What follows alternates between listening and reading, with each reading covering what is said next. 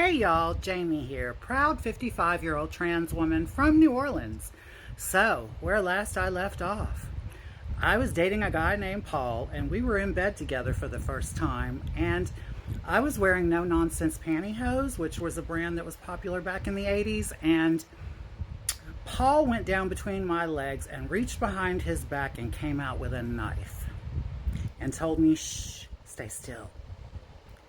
Now, y'all, I've had a knife pulled on me before in life before that, and if you've watched my videos, maybe some of you remember that episode, but yeah, I am not very fond of the knife thing. And Paul proceeded to cut the crotch out of these pantyhose and cut them off me. And apparently he had a thing for knife play and told me this, like told me it was his thing, no harm.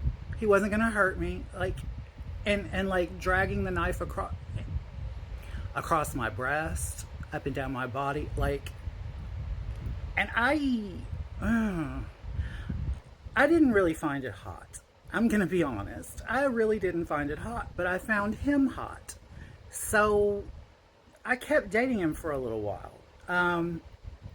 And so Terry starts dating this guy, Philip, that we had known in Houston. He actually dated our dear friend Stacy in Houston.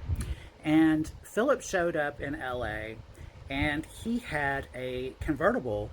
I think it was a Chrysler, like a Chrysler LeBaron convertible or something like that.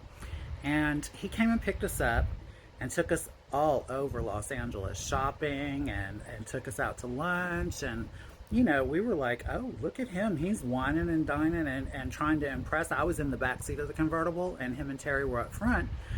And he was coming on hard to Terry. He was trying to make a real good impression, And then, so he comes over to pick us up one night. And Paul couldn't come over. Paul was stuck with his sugar daddy. The guy I was dating was stuck with his sugar daddy up in the hills. And so Philip comes over to pick up me and Terry. And he's in the Chrysler, and he parks the convertible out in front of the hotel. And Terry rolls a joint before we leave. We're going to smoke a joint in the car while we're driving around, right?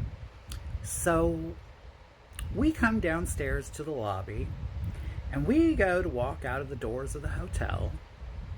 And there's 2 cop cars in the driveway of the hotel. And Terry's holding the joint in her hand, standing right next to me. And she's like, oh fuck. And they grabbed Philip. They jacked him up against the wall. Come to find out, the damn car was stolen. Of course, we should have known. I should have known. As much as I had been in stolen cars in my life, I honestly should have known. But being, a teenager, not that bright at the time, yeah, he got busted. And Terry's standing there holding the joint. And so she throws it down on the ground discreetly. And I step on it, and I'm trying to shoo it with my foot discreetly off to the side while they're handcuffing Philip and putting him in the car, and then they come to talk to us because they wanted to know what we knew and like stuff like that. And so,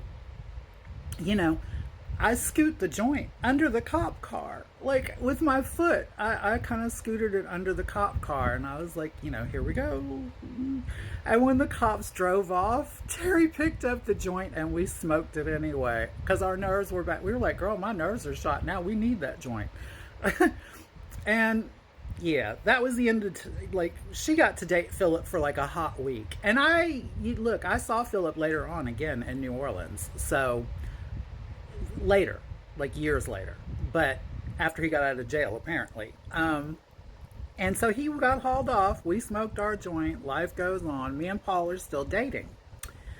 Now, I go out one afternoon because I decided I was going to work, hoe the day shift, and I was going to go walk Santa Monica and see if I could make some money in the afternoon so that Paul and I could spend the evening together before he had to go home for the night with his sugar daddy.